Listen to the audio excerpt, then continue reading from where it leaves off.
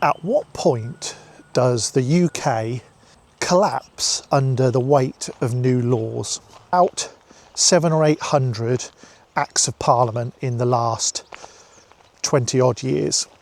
Over and above that, that doesn't sound a lot, but over and above that, we've introduced 40,000 statutory instruments.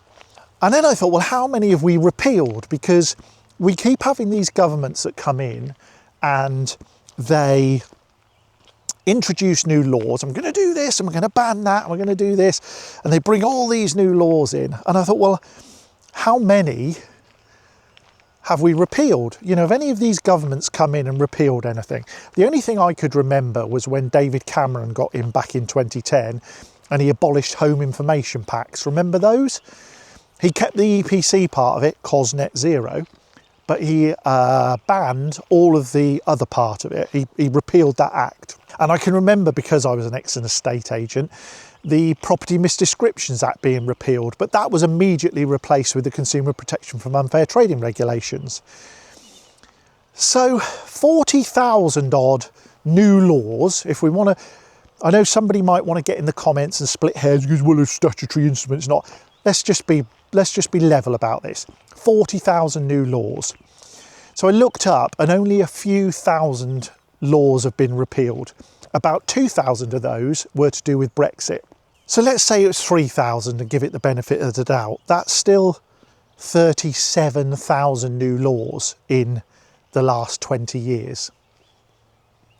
Now, I'm not a mathematician, but that's what, a bit less than 2,000 new laws a year.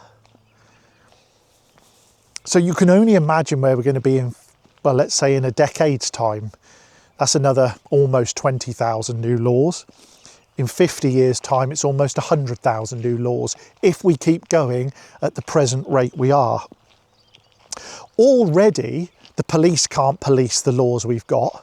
I'm giving you a warning for this now. I'm being quite reasonable with you. Okay, can you tell me which act and which section that is, please? It's under Section 35 Act, but at the minute I'm giving you a warning. Section 35 of what? Yes, it doesn't matter what. No, it does matter what. No, okay. This is You see videos of the police trying to do their job, and when the public challenge them, they've got frankly no idea what section of PACE or the Road Traffic Act or the Terrorism Act they're detaining them, searching them, arresting them on, because they don't bloody know what laws they're dealing with. The rest of us don't know what laws we're dealing with.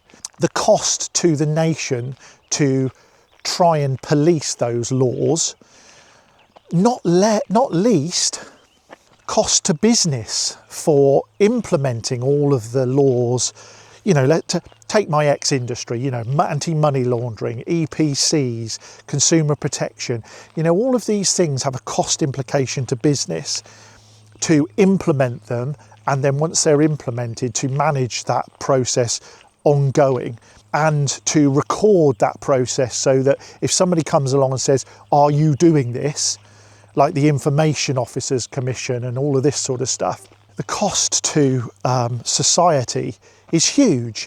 You mustn't be naive enough to think that, well, businesses just let that come out of profit, because they don't. They pass that cost on to the consumer. So not only is the consumer now bound by 40,000 new laws in the last 20 years, the consumer is also paying for the laws